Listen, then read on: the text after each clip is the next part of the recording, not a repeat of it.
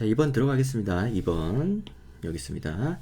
제시문 다의 등장인물 그의 창작 활동과 제시문 다를 지은 저자의 창작 활동, 그의 창작 활동과 저자의 창작 활동을 제시문 가나를 활용하여 각각 설명하시오 라는 내용인데, 자 봅시다. 가와 나를 활용해 가지고 다에 있는 내용을 우리가 이제 분석을 해줘야 되는데, 다 자체를 가나를 통해서 설명해 주시고 다 안에 또 하나의 창작 활동이 있어요. 그걸 또 한번 설명해 달라는 거죠. 그래서 1번, 2번 이렇게 나눠 가지고 각각 설명을 해 달라는 건데, 이것을 가려내는 것이 또 하나의 또 관건이 되겠고, 그 다음 가와 나에 나와 있는 내용들이 잘 적용이 되고 있는지 그걸 확인하는 것도 역시 마찬가지로 관건이 되겠습니다. 우선 이제 가에 나와 있는 내용은 우리가 기술적인 측면에서, 기술이나 뭐 형식적인 측면에서 우리가 대페이지망, 그죠?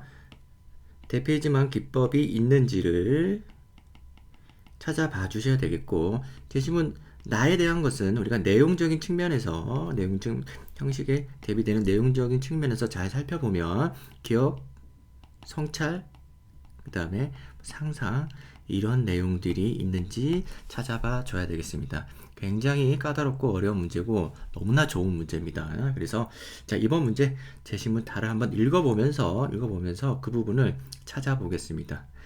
자, 그래요. 다부터 다 전체 줄거리는 나와 연인 관계인 그는 나무 뿌리를 재료로 작품을 만든다 하고 이제 중략입니다.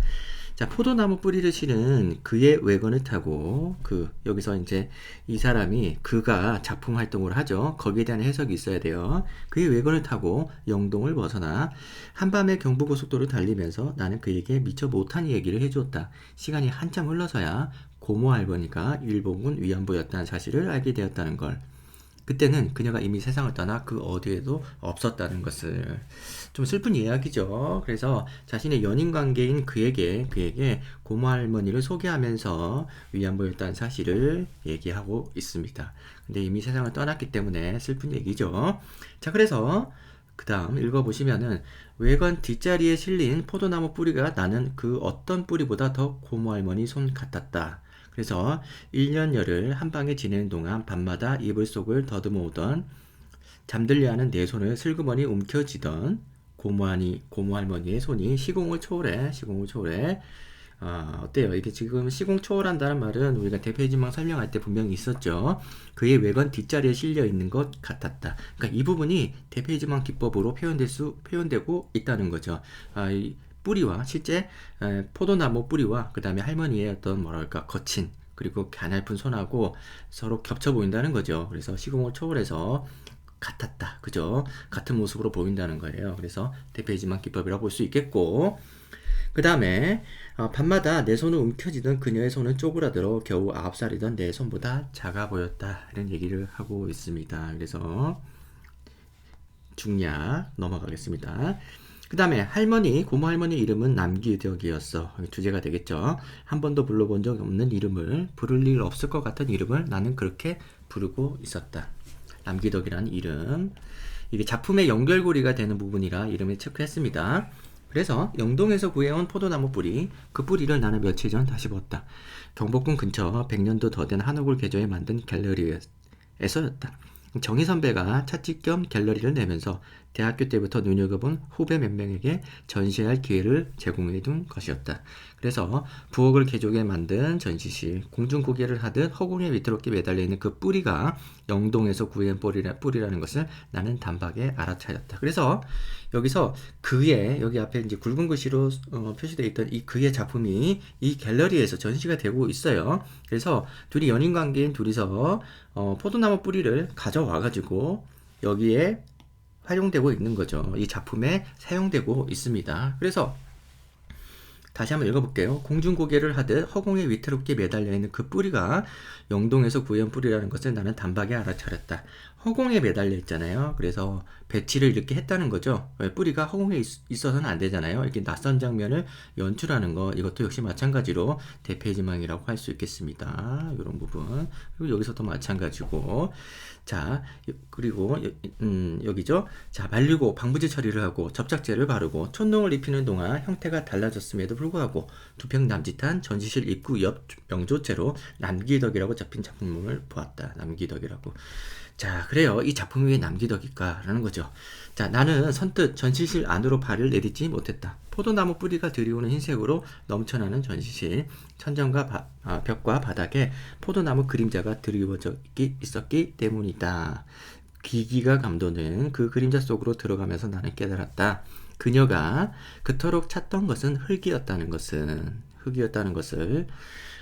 그리고 태어나고 자란 자리에 파헤쳐져 내팽개진 뿌리와도 같은 자신의 존재. 이 뿌리, 내팽개져진 뿌리, 그죠? 파헤쳐지고 내팽개진 뿌리. 이것은, 그죠? 이 자신의 존재. 이건 고모 할머니 남기덕이 파헤쳐져 내팽개진 뿌리라는 얘기이기도 하지만은 포도나무 뿌리처럼, 그죠? 파헤쳐진 뿌리이기도 하지 않습니까? 뭔가 동음이의어, 그죠? 그런 의미에서 대표이지망이라고 볼 수 있습니다. 제시문가에서 동음이의어 기법으로 설명이 되고 있습니다.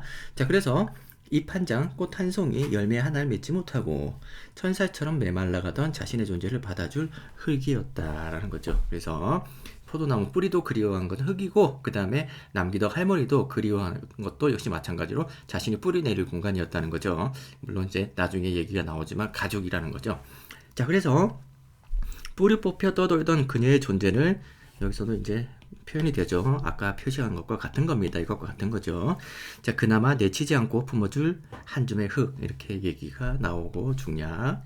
자, 아버지와 어머니 그 어느 쪽도 뚜렷하게 닮지 않은 모호한 얼굴이 누구로 닮았는지 39살이 되어서야 깨닫고 있었다. 거울 속 얼굴은 뜻밖에도 고모 할머니의 그녀를 닮아 있었다. 그래서 다음 자세히 보세요. 무표정한 내 얼굴 위로 그녀의 얼굴이 습자지처럼 겹쳐 떠올랐던 것이다. 자, 이 부분도 역시 마찬가지로 이미지의 중첩을 통해 가지고 배치를 통해서 비현실적인 상황이 펼쳐지는 거죠. 그런 장면이 펼쳐지죠. 이것도 대표지망이라고 볼 수 있겠고, 고모 할머니는 그녀의 몸속에 흐르는 피가 내 몸속에도 흐르고 있을 것이기 때문이다. 이 내용은 이제 나중에 또 다시 설명을 하겠습니다. 자, 거울 아래 어지럽게 흩어진 머리카락을 주우면서 나는 의문했다. 그녀도 그렇게 느낀 것은 아닌지, 장조카의 딸인 내가 고모 할머니인 자신을 닮았다고 자신을 꼭 닮은 날을 보면서 자신의 어린 날을 떠올렸던 것은 아닌지, 자신의 어린 날을 떠올린다든지 닮았다든지 이런 것들 중략. 죽는 순간에 고모 할머니가 손에 꼭 그려잡고 있던 게 뭐였는지 아냐고 물어보죠. 손수건도 보청기도 아니고 내 손이었어 라는 겁니다. 이 내 손이 의미하는 것이 뿌리가 닿아야 될 흙이죠. 그 흙은 바로 이제 혈연이기도 하고 가족이기도 하고, 그죠? 그 다음에 자신이 여기 있죠. 어린 날, 그죠? 자신의 어린 날, 그죠? 추억이기도 하고, 그죠? 젊음, 뭐 이런 것들이 다 되겠죠. 자, 그래서 그런 부분을 붙들고 싶은 거죠. 과거의 그런 모습들 그리워하고 있는 거라고 볼 수 있겠습니다. 자, 그래가지고 본격적으로 우리가 한번 문제를 풀어야 될 텐데, 그의 창작 활동과 저자의 창작 활동을 나눠서 그의 창작 활동에 있던 대표이지만, 그리고 저자의 창작 활동에 있던 대표이지만, 그리고 그의 창작 활동에 있는 기억 성찰 상상의 내용들, 그 다음에 저자의 창작 활동에 있는 기억 성찰 상상의 내용들을 분리해서 잘 정리를 해야 될 것 같아요. 자, 그러면은 여기서 실제 작품, 그의 작품과 그 다음에 이 제시문나 그의 작품을 제외한 나머지 부분, 나와 고모 할머니와의 관계 속에서 드러나는 그런 어떤 작품 활동, 제시문 다 전체를 바라보는 거겠죠. 이것을 구분해서 본다 그러면은 우선 대표이지만 쉬운 것부터 봅시다. 그래서 고모 할머니의 손과 같다. 이거는 그의 작품하고 상관이 없는 거죠. 그래서 나의 작품 활동에 해당하는 대표이지망입니다. 그죠? 그리고 매달려 있는 그 뿌리, 이거는 갤러리에 있는 그의 작품 활동이죠. 그래서 그의 작품 활동에 있는 대표이지망입니다. 그리고 여기 있던 내팽개진 뿌리와 같은 자신의 존재, 이 부분은 어떻게 될까요? 이 부분은 우리가 파헤쳐져 뿌리, 그죠? 뿌리 뽑혀져 떠돌던 그네의 존재, 작품 속에 있는 거잖아요. 작품 속에 있는 거니까 그라고 볼 수 있겠고, 그 다음에 여기서 숫자지처럼 겹쳐 떠오른 거, 그거, 이것은 나에 해당하는 거죠. 그죠? 작품 밖의 내용이잖아요, 이거는. 그래서 그의 창작 활동을 아닌 나의 아와 할머니의 관계 속에 있기 때문에 이 내용에 해당이 되겠습니다. 그래서 두 개 정도 우리가 파악하면 될 것 같은데, 나, 그, 그리고 그, 나, 이렇게 해가지고 내용적으로 이렇게 구분이 됩니다. 그래서 이 두 가지 정도를 대표해주만 기법이 사용된 부분으로 지적을 해주면 되겠고, 이제부터 좀 까다롭죠. 이제부터 여기 나와 있는 기억, 성찰, 상상의 내용이 들어가줘야 되는데, 우선 그의 작품 속에 있는 남기덕 할머니, 작품 자체가 또 남기덕이죠. 이 남기덕 할머니를 통해 가지고 그가 해낸 기억과 상상의 내용은 바로 뿌리째 파헤쳐진 위안부 할머니의 삶이겠죠. 위안부 할머니의 삶에 대한 상상이 되지 않겠습니까? 그죠? 그래서 이런 어떤 과거의 위안부 할머니의 기억과 그것을 통해서 만들어진 이런 어떤 뿌리라는 이미지, 그런 상상들이 여기 드러나 있고, 그 다음에 여기서 고모 할머니와 닮아 있는 나의 모습, 흐르는 피, 그 다음에 내 손이었어, 이런 부분들은 이것은 뭐겠습니까? 고모 할머니, 그죠? 고모 할머니가 정체성, 그리고 자신의 정체성, 혈연, 그리고 가족, 그죠? 이런 부분에 대한 그리움을 상상하고 형상화하는 모습들이라고 볼 수 있겠죠. 그래서 과거의 자신의 과거 그 뭐라고 할까요? 위안부 삶, 그 삶을 한이 맺힌 그 삶을 자기 어떤 그 조카를 통해 가지고 자신의 젊은 모습도 보면서, 그죠? 그리워하고 혈연 가족을 그리워하고 자신의 정체성을 찾아보려고 하는, 그죠? 잃어버린 자신의 뿌리를 찾아보려고 하는 그런 모습이라고 볼 수 있겠습니다. 자, 그랬습니다. 그래갖고 이런 식으로 각각 형식적인 것과 내용적인 걸로 그의 창작 활동, 저자의 창작 활동을 구분하는 것도 하나 쉬운 내용이 아니었고, 그 다음에 대페이지망도 적용해보고 기억하고 상상한 내용들, 그죠? 무엇을 기억하고 무엇을 상상하는지, 무엇을 성찰하는지, 이런 부분들 각각의 작품에 대해서 우리가 체크해가지고 잘 정리하는 거 쉽지 않은 내용입니다. 이걸 실제 시험장에서 깊게 읽어내리는 건 쉬운 일이 아닌데, 다만 다행인 것은 이게 2시간짜리 문제예요. 그래서 첫 번째 문제는 우리가 한 40분 정도에서 해결을 할 수 있겠고, 나머지 이번 문제는 글자 수는 800에서 900자에 불과합니다만은 60분 이상, 그죠? 길면 80분까지 계속 곰곰이 생각을 할 수 있다는 시간적 여유가 있어요. 그래서 난도는 굉장히 높지만 그럼에도 불구하고 우리가 이 정도 생각을 해낼 수 있는 시간적 여유가 충분히 있기 때문에 가능은 하다라고 생각이 듭니다. 그러나 문제 자체만 두고 봤을 때는 굉장히 최상위도 난이도라고 볼 수 있겠고, 쉽게 답을 쓰기 힘든 문제면서도 사실은 또 잘 만든 문제이기도 합니다. 굉장히 참신한 내용이기도 하고요. 자, 그래서 이번에 답안을 한번 보시겠습니다. 어떤 식으로 정리하고 있는지 살펴볼게요. 자, 첫 번째 문단, 제시문 다의 등장인물 그는 그에 대해 쓰고 있습니다. 뿌리를 이용한 작품을 허공에 걸고 남기덕이라는 위안부 할머니의 이름을 붙인다. 그의 작품은 위안부라는 역사적 요소와 미술을 결합한 점. 자, 이 부분은 제가 체크하지는 않았는데 별로 중요하다고 생각되지 않아서 그냥 생략을 했지만은, 여기서는 역사적 요소와 미술을 결합한 점, 이것도 하나의 대페이지망이라고 보고 있는 것 같습니다. 그리고 땅에 있어야 할 뿌리를 허공에 매달아 공간을 왜곡시도한 점, 이것 대페이지망 기법이고, 그 다음에 뿌리 뽑혀 떠돌던 위안부의 삶을 파헤쳐지고 벌어진 뿌리에 비유한 점, 이런 것들이 모두 대페이지망 창작이라는 거죠. 그래서 공간 왜곡, 같은 뿌리라는 거죠. 같은 뿌리라는 어떤 동음이어적인 어떤 그런 어떤 상황을 잘 이용해 가지고 이것도 뿌리고 저것도 뿌리다라는 거죠. 자, 그 다음에 여기까지가 대페이지망 설명이고, 뒤에서는 이제 나에 의한 설명이 나오겠죠. 여기까지네요. 또 나에 의하면 그의 창작 활동은 위안부 삶에 대한 기억을 토대로, 기억이 나오죠. 기억을 토대로 그녀들도 나무가 흙에 뿌리 내리듯 평범하고 안정적인 삶을 살고 싶었을 것이라는 사유를 거쳐 불안정했던 위안부 삶을 뽑혀보는 뿌리와 연결하는 상상 조형물, 이게 상상이죠. 자, 그래서 여기서 기억과 상상이라는 표현들이 나오면은 이 내용들은 굉장히 잘 쓰고는 있지만은 이게 아니라 다른 거를 써도 크게 문제가 되지 않습니다. 다른 방식으로라도 위안부의 삶을 쓰면서 이런 고달픈 삶을 쓰면서 기억과 상상의 표현들이 같이 뭐라고 해야 될까요? 요것이 같이 표현이 될 수만 있다면은 이 문장은 뭐 다른 방식으로 써도 됩니다. 딱 이렇게 똑같이 쓸 필요는 없어요. 그리고 그는 이 작품을 통해 사람들이 위안부 삶을 이해하고 기억하도록 유도했다고 할 수 있다. 이 문장도 마찬가지죠. 여기까지 기억, 상상, 그리고 위안부의 삶, 이 정도 내용을 제외하면은 나머지 내용은 잘 작문을 하셔가지고 비슷한 내용을 우리가 작성을 하시면 될 것 같아요. 큰 대세에 지장을 주는 그런 내용적 차이는 없을 거라고 봅니다.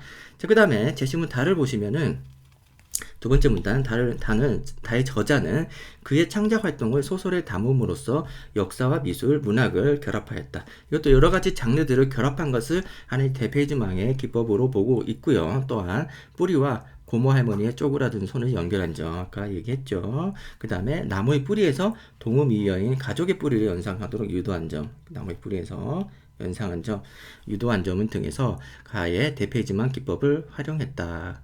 자, 이 부분은 위에 나와 있는 이 뿌리 부분하고도 많이 겹치는 내용인데, 나무의 뿌리와 가족의 뿌리.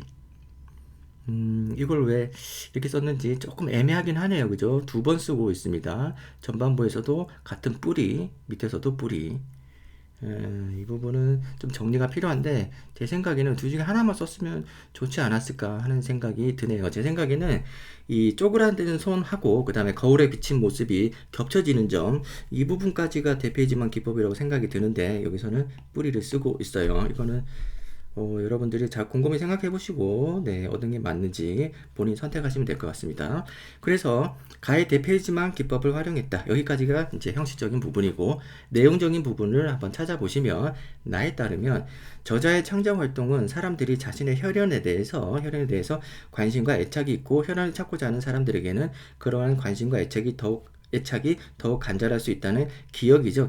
기억이 나와줘야 되겠고, 저자는 뿌리 해설을 하는 그나 고모 할머니 등장인물을 설정하고, 고모 할머니가 뿌리를 닮은 손으로 나의 손을 잡는 장면, 나가 작품 남기덕을 보고 고모 할머니의 삶을 연상하는 장면, 나가 자신이 고모 할머니와 닮았다는 사실을 깨닫는 장면 통해 혈연에 대한 애착을 닮아내는 소설적 상상이 들어가줘야 되겠죠. 작품으로 표현한 것이다. 저자는 이 창작 활동을 통해 잊고 살기 쉬운 가족과 혈연에 대한 애착과 관심을 강조한 것이라고 할 수 있다. 굉장히 어려운 내용들이 많이 쓰여져 있죠. 이거 학생 수준에서 쓸 수 있는 내용인가 의심이 되는데, 결국에는 이 키워드 기억과 상상 얘기를 써주시고, 그 다음에 여기서는 위안부의 삶이 아니라 혈연에 관련된 내용으로 정리를 하시면 될 것 같아요. 내용적으로 위에 있는 내용과 밑에 있는 내용이 좀 겹치는 부분이 있을 수 있어요. 여기서도 이제 뿌리 있고, 여기서도 뿌리 있고, 그 다음에 여기서도 혈연이라는 얘기를 쓰고 있지만, 이게 이제 위안부 삶의 어떤 고단함을 얘기하면서 그 과정에서 가족이나 혈연을 그리워한다. 이런 얘기를 써도 크게 틀린 얘기는 아니거든요. 그래서 이 두 부분이 내용적으로 어느 정도 겹칠 수 있다는 점, 그것이 답안에 좀 나타난다 하더라도 이해가 될 수 있습니다. 다만 여기서 기억과 상상을 각각 나눠가지고 다 적용을 하려고 노력을 해야 되고, 밑에서도 기억과 상상을 각각 나눠서 이렇게 적용을 해보려고 하는 노력만 있다면은 결국 그 답안은 최상위권의 답안이 아닐까 이런 생각이 듭니다. 굉장히 어렵죠. 조금 이제 문제가 좀 아쉬운 점은 우리가 이제 제시문에 있는 내용들을 잘 정리해서 쓰면은 답이 되는 것이 아니라 이런 식으로 좀 장문하는 내용이 많이 들어간다는 점, 이것은 좀 아쉬워요. 하지만 그럼에도 불구하고 전체 문제를 설계하는 구도 있죠, 구도. 그죠? 형식적인 측면과 내용적인 측면, 이것을 실제 작품 속에서 찾아내야 되는데, 그것이 작품 속에 또 하나 작품이 있어가지고 굉장히 교차적으로, 그죠? 복잡한 구조로 우리가 고민하게 만든다는 점, 사유하게 만든다는 점이 굉장히 참신하고 좋은 문제라고 볼 수 있겠습니다. 이 문제는 꼭 우리가 맞춰야 되는 문제라고 보기보다는 하나의 실험적인 문제로서, 도전적인 문제로서 우리가 이제 앞으로 다른 어려운 문제를 풀어나갈 때 이러한 사고 과정, 이런 사유의 방향, 이런 것들이 참고가 될 수 있겠다라는 점에서 굉장히 좋은 문제라고 생각이 듭니다. 우리가 좀 더 고난도 문제를 풀 때 이런 식의 사고가 활용이 됐으면 좋겠어요. 그래서 세종대 문제 굉장히 입결에 비해서 어려운 문제가 많이 출제되는 문제이긴 한데 여러분들 상위권 대학을 준비하는 학생들이라도 세종대 문제 특히 문학 중심으로 나오거든요. 이런 문제들을 많이 풀어봐서 사유의 폭을 넓혀봤으면 좋겠다라는 생각이 듭니다. 자, 그래요. 이번 문제는 여기까지 하겠습니다.